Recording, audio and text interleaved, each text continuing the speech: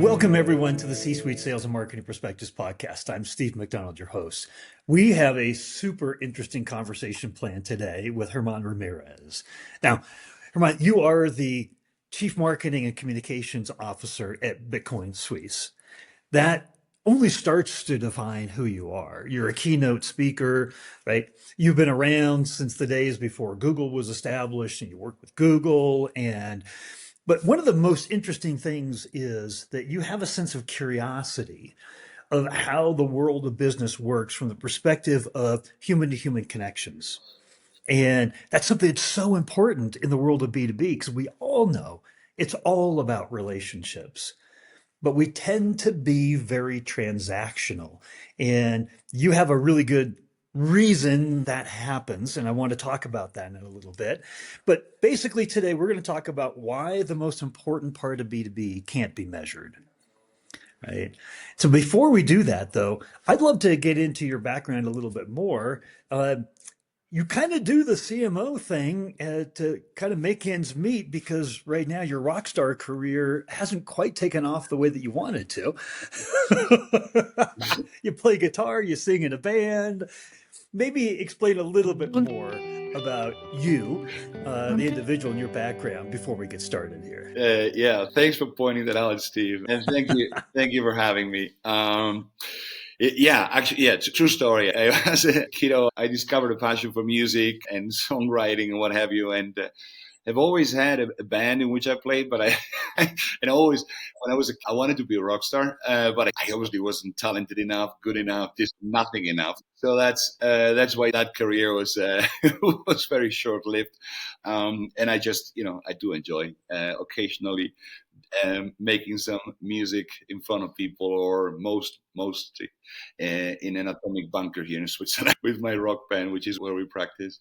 Anyways, hobbies aside, you're right. I'm a very curious person. That's probably one of the things that defines me. Uh,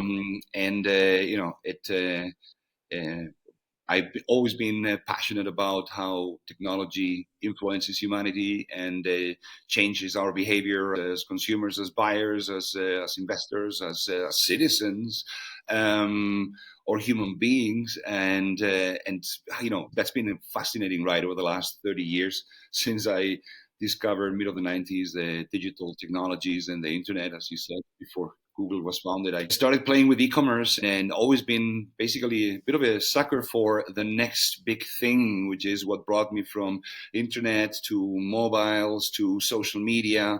Or I've had the pleasure of pioneering a bunch of different projects, but then ultimately to also blockchain in 2013, which is a space that I've been involved for now over a decade in its early time, and it's fascinating. It's a fascinating learning curve. And that's what I do. Try to build brands and to tell stories in an ever-changing, technological and humanitarian melting pot of our society, doing so with branding, marketing, business development, and growth. Well, good. So without getting too deep too quickly, I'd love just for you to explain the title of the episode, why the most important part of B2B can't be measured. Like, what is that? And why is it the most important part of B2B? I believe that B2B is misleading as a term. For starters, so maybe we can settle that one straight before we go. Businesses don't make decisions; humans do. So business does not transact with business. Humans interact with each other, eventually exchange information, build some kind of trust and common interest, and then take a decision. But this is actually, it shouldn't be B2B, it should be H to H, human to human, which is ultimately how decisions are made. And that is the connection and the relationship that you're building. That's ultimately where the value comes from in the transactional part. And it's very difficult to measure. How do you measure how much someone trusts you or believes in your abilities? Or it's very difficult to measure. Either the person gives you money or they don't.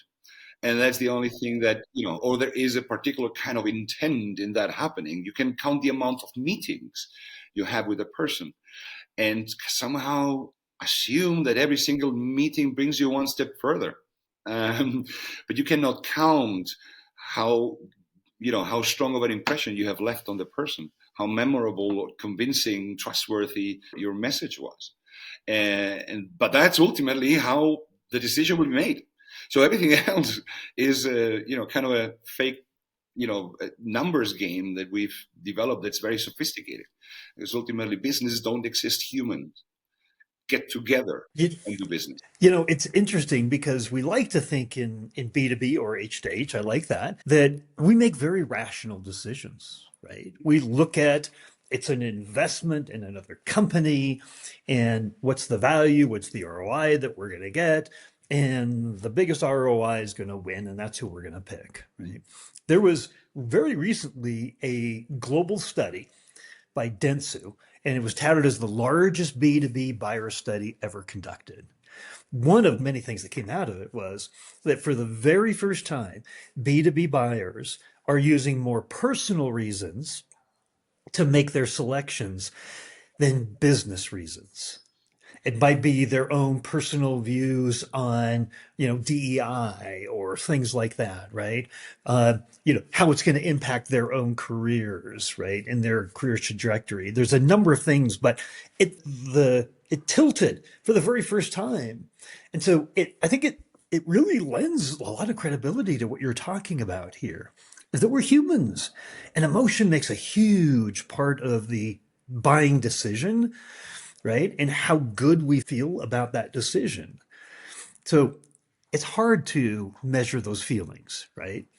Uh, but how, like, if we were to break it down, like, what does this mean? So we're both in violent agreement that H to H is the way we should think about this, that, buyers are making decisions more on a personal basis than ever before. What does that mean for us Mm. as marketers, as sellers of B2B services or technologies, right? What is that? What do we need to know and what do we need to do? I believe that the key solution is to focus on trying to understand the person behind the title that you're trying to sell something to. That we do study and try to understand what are all the rational motives why the product we are suggesting for a buyer to purchase, be it a software or a solution, whatever it is, a piece of machinery or a large quantity order of whatever, that we try to find rational reasons why that makes sense for the business of that person.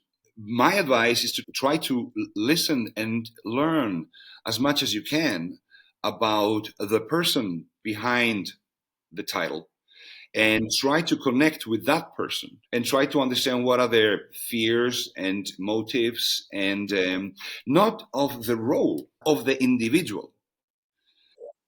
Because ultimately, you can have a person that is, for example, very fear driven, right, and will make decisions needing, all sorts of reassurance. And that's that's a personality thing, and you can find, that person might be then moving on to a different position and be replaced by somebody who is very numbers driven. It's the same subject job title. It's a very different person you're selling to. And obviously, if you try to leave on the table the same rational arguments because it fits the business of both people, you're not going to be necessarily as successful with that individual. And the person will be taking the decision. What are their Now, I know you have an answer to this next question okay? because in a world where the buyers are wanting to wait longer and longer to want to even talk to us, they're making their decisions, they're doing their research and everything in absence of a conversation with us. Okay. So understanding that individual is becoming harder and harder. How do we understand that individual given the fact that they don't want to really talk to us? If we're lucky enough, we're not going to have a series of conversations like maybe we used to 10 years ago, right? We're lucky to have one conversation along the route. How do we understand that individual? Actually, it rather than studying the KPIs and the numbers of the company or anything related to that, there is a great deal of information that many of us have out there. on our, we are public human beings, be it on LinkedIn or anything. Read between the lines. You're on LinkedIn, you are commenting on something, and the fear driven person will answer or comment or post differently than the numbers driven person. You can, before you even meet somebody, rather than trying to understand necessarily the business motivations, which you will know in and out, you have the possibility of trying to learn from everything that's out there about the person you're going to be talking to. You might even have connections in common. You can reach out to them and say, "Hey, I'm going to have a chat with Steve. What's that for a guy? How does it tick? Is he more a fear or a numbers guy or whatever it is, right?" And you use all possibilities you have to inform yourself at a deeper level than what you might originally have anticipated if you focus purely on the business, and do your homework. If you have one punch, you better have it landing, right? And not everybody goes KO with the exact same point in the face. And that's what you got to learn. You need to learn where you want to land the punch, right? If you're a boxer, you know that a good hit over here, all full, will set any human being KO, right? Right. But So in the emotional here's field, the it's different. here's the picture you've just painted in my mind, right? I'm thinking of like, in the United States, there's like the CIA, right? And they got a dossier on everybody. It used to be in the warehouse in a box. You'd go through and you pulled out the folder and like, here's everything you need to know about this person, right? That's all available online. To an example, if I was selling to you, just the fact that I know that you are a musician, you're a singer, you play in a rock band, right? That might inform the way, if I have any kind of musical background, I might bring that up. I might create a connection, right? I may create a kindred spirit, right? I might make an analogy that uses that information. The more that we know, the more context we have, the deeper the relationships that we can create. And what's really interesting about this is this isn't like new news that we need to understand the person that we're talking to, but there tends to be kind of three different levels of what we think we need to dive into. The first level is we got to understand the company, right? What they're trying to do, what are their biggest challenges? The next is that role or the ICP, right? Our ideal customer profile. That's a group. That's a big group, but understanding their needs, that's like another level down. And you're talking about, no, you should spend a lot of time at those other two levels, but also at the level of the individual themselves. Here's where I think it gets lost, right? Where your point is really well taken, is the fact that there's not a company alive that doesn't say, we're not customer obsessed. No, we're not customer focused, right? That's not big. That's not important to us. We all are, right? We at least think we are, but the amount of time and attention we devote to that, actions speak louder than words. You can say you're obsessed, but what do your actions actually say? What are you actually doing to understand that person that you're selling to, right? And I think every single one of us would say that's a really important thing to do, but we don't do it enough. I don't think you can do it enough. And I believe that third level that you're referring to is ultimately the individual one. And of course, you care about your customers, but I want you to care about me. And that's, even the fact that I am part of the plural of your customers, makes me not stand out. So I want you to care about me. I want to have the feeling that you're caring about me as a person. That is ultimately, even subconsciously, how I will eventually end up connecting with you.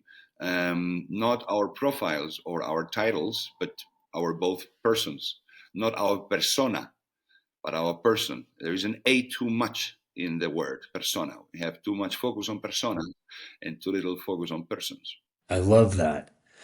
Now, I'm going to have you address this question.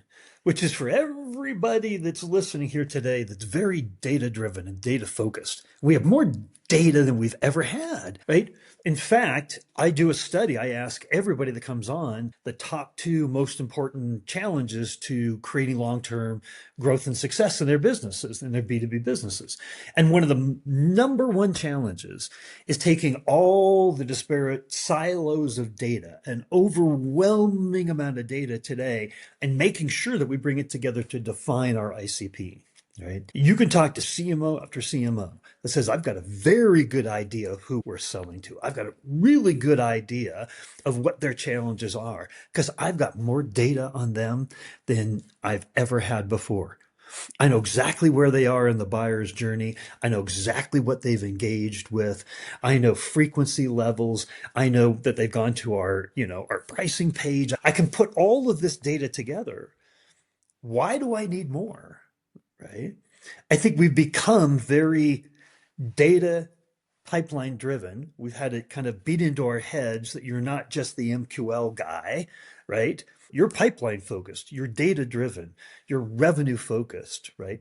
How does what you're talking about fit into a world where we're being, the expectations of our performance are very data pipeline driven? Mm, Um, it doesn't necessarily fit in it. It's the alternative we have invented to somehow make an otherwise impossibly measurable job measurable.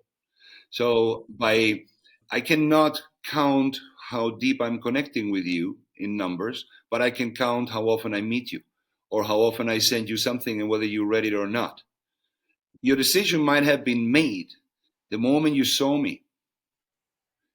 It's actually likely that you maybe just didn't like me that much, but you still are going to go through the entire process because there you have no rational reason to not continue considering the offering. It's a good one, and ultimately you might never see me again. You're still not going to buy from me, and you might not even know it consciously, but something deep inside everybody knows it already. Not always, right? You don't know exactly when that decision is made. It can also be in the positive sense, right? But you're not gonna jump on me and say, "Oh, give it to me." No, you have to play a little hard to get too. There'll be a negotiation eventually down the line, right? But you might have made your decision already, and we're dancing. Why? Because we need to measure. We need to go through that process so that it all sounds that all makes sense for the business. It had nothing to do with your personal opinion. We will actually try to abstract ourselves through all sorts of arguments and reasons how this was not because I like the guy or the woman, or you know what I'm saying. No, you will find ways, right? To just ultimately, you will try to demonstrate the success, and at the same time, because we can now measure everything, right? Why wouldn't you? Right? How many emails I send you and how times you open them, right? That's great. That sounds like something's happening here, right? I'm doing something. I'm doing my job, right? Go out there, sell, right? And now I have numbers and I can, move you through a funnel, which is very elaborated. Let's create as many steps as possible in the funnel so that we have the sense of progress. And I'm being a little cynical here. It's a game, it's a game that you end up playing because you have to demonstrate that you're putting your best foot forward, and because the actual real reason how a decision will be made is very difficult to measure. Now, nothing against it, but what I would insist on is to try and emphasize and invest as much time as possible in that process, in every conversation, in trying to get to know the actual person that you're trying to. And dedicate more time on that. But it's very difficult to measure, and it's but that's where you should put the emphasis eventually. So I'm going to recap what I think I heard you say. Here's what I think I heard you say, which is that marketing data, marketing operations, attribution, look how many times we touched this and how, much more likely they are to then purchase, close the deal. Like these are, nobody's saying that data isn't important, but when data becomes the proxy for things that we know we still need to do, and we rely too heavily on only data, and we ignore the person behind the data, that's where we get into trouble. Hmm. That we have to make sure that we're well rounded as marketers, right? That we understand what the data is telling us and we're utilizing that, but we're not ignoring the human to human side. Is that a Exactly. good takeaway? 100%. You have to find the balance in between both. Ultimately, that's what I'm advocating for. The reason why I lean towards the extreme of emphasizing it is because that's the underestimated area. But you, of course, have to balance both out. In the world of B2C, where we've been much more, we've learned and studied much more the emotional connections, in this case, not the buyers, but brands have with consumers. We know, and there's plenty of studies out there that demonstrate that just focusing on pure digital sales, impulse driven, short term triggering messages that you measure, and it is important to ultimately drive somebody through specific steps of a funnel, but in isolation is significantly less effective than the emotional connection that you might create by landing through your brand and storytelling, an emotional connection that is very difficult to measure again with the consumer group. Now, that, if you translate it into B2B, which is what we're talking about, is that emotional connection between you, eventually your company, how you are, depending on how many people are involved, of course, in such a process overall. Ultimately, it's what the energies are between the buyers and seller groups or individuals. And that part of it, that's what ultimately would be the brand. It's your personal brand and your personal connection, and or symbiotically, depending on the role also your firm plays, its reputation and all what have you, to that emotional connection, right? Because there is the famous nobody got ever fired for hiring IBM, right?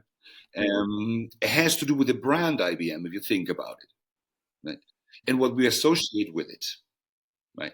It's not, nobody in that, when you say that sentence, nobody associates that IBM has, I'm not, it's a great company, but they don't have an above average lack of failure or success or anything as anybody else. They do a great job of what they do, right? And they're comparable, but it has to do with that connection with that brand and with, in this particular case, the fear factor. It's that, you need to let emotions into the mix, and you need to not be afraid of realizing that we are emotional and gut-driven human beings, relational beings, and that is something that whether we can measure it or not, at least we need to speak about it. And even if we don't dare to speak about it, at least we should pursue it because it will make us more successful.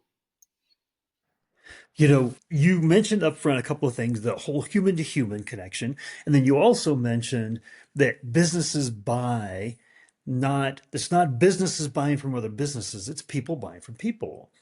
And you said that, you were a storyteller.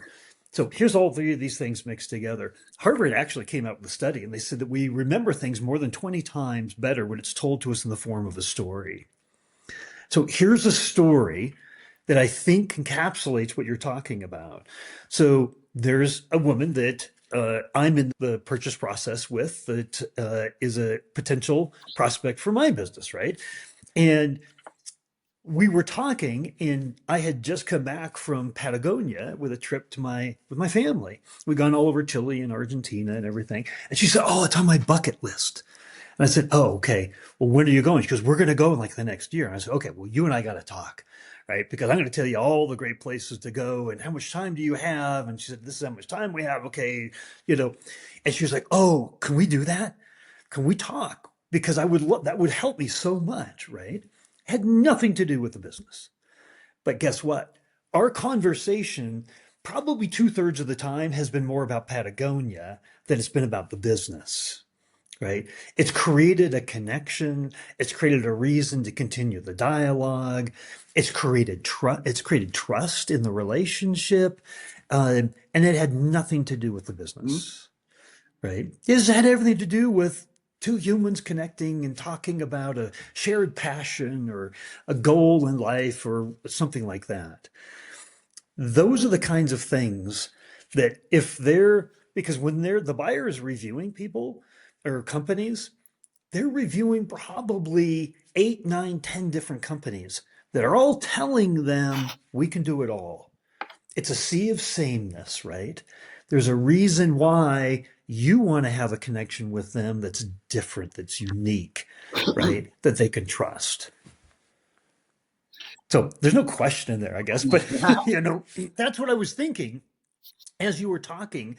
How do we put a story onto the importance of that human connection?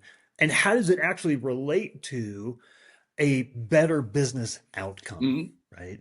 That's what I was thinking about. The interesting part of it, Steve, is what we're speaking about, you and I here, all things I've been saying. Everybody knows that. It's everybody knows it to be true. So we don't have to. I don't think we have to convince anybody out there of the importance of it. The challenge is that given technology, all the tools, and the age of funnels in which we've maneuvered ourselves, we've found something we can discuss to death and measure of ourselves, which is eventually distracting us from this reality. So it's more. I don't think we really need to. The story you told, I was following. You're a good storyteller, and it's true. But what you said, and this is a very important word in all of it, which is very difficult to mimic, genuine. If you have a genuine interest in Patagonia, or in traveling, that person does too. Then that's a connection. It doesn't, it can be on many different levels. It's a matter of letting it happen or opening yourself to it. It can, but everybody knows it. Um, but it needs to be ultimately genuine. You need to actually be interested. And if you're being tracked and you have that quota to meet and what have you and so on, and you're not given enough time to eventually establish that, because um, authenticity is also very difficult to measure. Then it's going to be hindering you. So I think we need to. I think we need to convince anybody that how important it is. I think we need to encourage people to speak about it, to let the kumbaya, which is going to be seen by many as what kind of emotional mumble jumble that is, or show me the numbers. It's going to be very challenging. Right? That's why I'm inviting people to do. Well, you might have just answered the question I was about ready to ask because we've covered so much territory here that it's hard for our human brains to retain more than like two or three things at a time, right? If there was one single most important takeaway that you wanted the audience for this episode to remember after listening in, what would that be? That one most important takeaway? That in every single conversation you have the privilege to have with a prospect or a customer, you forget everything that has to do with the business, and you try to understand and focus on who that person is, what drives her, what interest, and that you are genuinely interested in the person. If you have that, if you're genuinely interested in getting to know that person you're talking to, forgetting for a second your agenda, forgetting there, just do that. Invest a little bit of time in that. You'll be talking about the business. You'll be also, let room for that. Meetings are getting shorter. Videos are getting shorter. Everything is getting shorter, except fashion, which that randomly grows and shrinks wherever and however. But everything else, business is getting shorter, right? Yeah. And the only thing that's getting longer are eventually sales cycles, right? As you said, people are doing their own research because all the information is out there. So what kind of information are you going to come and bring to me that I haven't been able to find somewhere? Really, come on. Yeah. So forget that. Focus on me and get to know me. And that'll be the one thing I'd advise to try and retain. So just be genuinely interested or change jobs. Well, Herman, here's what I know is going to happen. People are going to have questions. Is it okay if I give out a link to your LinkedIn profile that people could reach out to you and ask questions? They will. I can't stop anyone from it. I'd love to try and answer everything as good as I can. It's always a pleasure, especially if they're Well, genuinely interested. well, thank you. I mean, the mission behind this podcast is to take views from C-suite executives from all over the world, share our insights, share our perspectives, share our experiences of going through our career, and how can we help each other be successful? And if we do, that's the rising tide that lifts all boats. And I think you did that in a big way today. And I just wanted to say thank you. Thank you very much, Steve. Thank you for having me, and thank you for some really great questions and letting us have such an open chat about emotions.